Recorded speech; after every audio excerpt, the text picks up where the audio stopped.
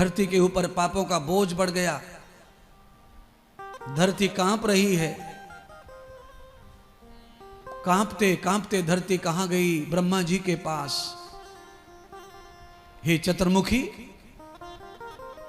मेरे पापों का नाश कर दो, मुझसे पाप अब सहन नहीं होते।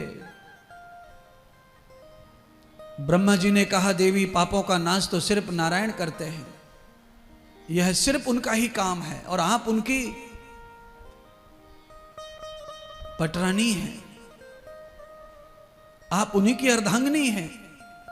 तो ये तो आपके पति का ही काम है कि जो पत्नी को पतन होने से रोके, इसलिए तो वो पति है। पति शब्द का अर्थ यही है माता बहनों, बंधुओं।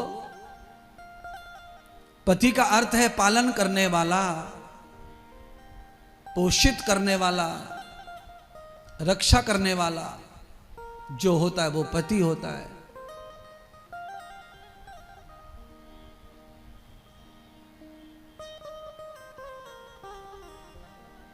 पृथ्वी को लेकर भगवान वहां पहुंचे नारायण के पास।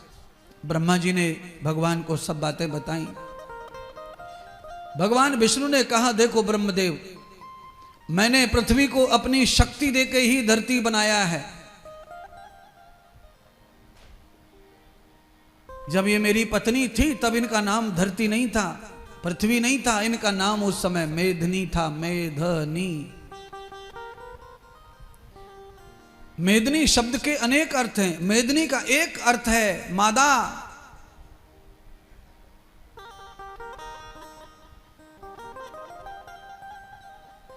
जैसे धरती में चावल डाल दिया जाए, बीज डाल दिया जाए, वो अंकुरित हो जाता है, ऐसे ही स्त्री को बताया है।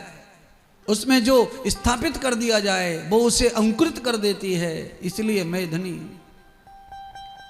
इसका नाम धरती पड़ा ही तब जब मैंने अपनी शक्ति इसको दान की।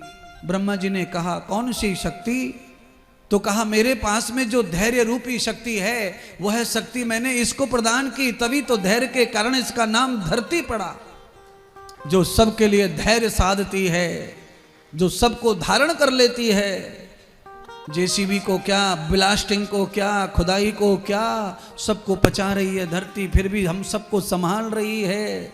बच्चे को माँ दूध पिलाती है, वो आंचल को काट लेता है मुंह से, फिर भी पिलाती है। वो नोच लेता है, फिर भी पिलाती है। गंदा कर देता है, फिर भी पिलाती है। केवल माँ कर सकती है। इसलिए भगवान ने धैर्य दिया धरती को, पृथ्वी को, स्त्री को भी धैर्य दिया। पृथ्वी माता ने कहा, प्रभु धैर्य की भी तो कोई हद होती है, कोई सीमा होती है। मेरे ऊपर इतना आतंक मचा हुआ है कि मैं पल भर भी नहीं रह सकती, मैं डूब जाऊंगी समुद्र में, मुझे बचाओ। भगवान विष्णु ने कहा, देवी मैंने जो तुम्हें शक्ति प्रदान करी है धैर्य की, उसे धारण करो, इंतजार करो, समय आने पर सब ठीक होगा। भगवान ने मदद नहीं की, लौट आई। ब्रह्मा जी ने कहा, देवी अब क्या करें?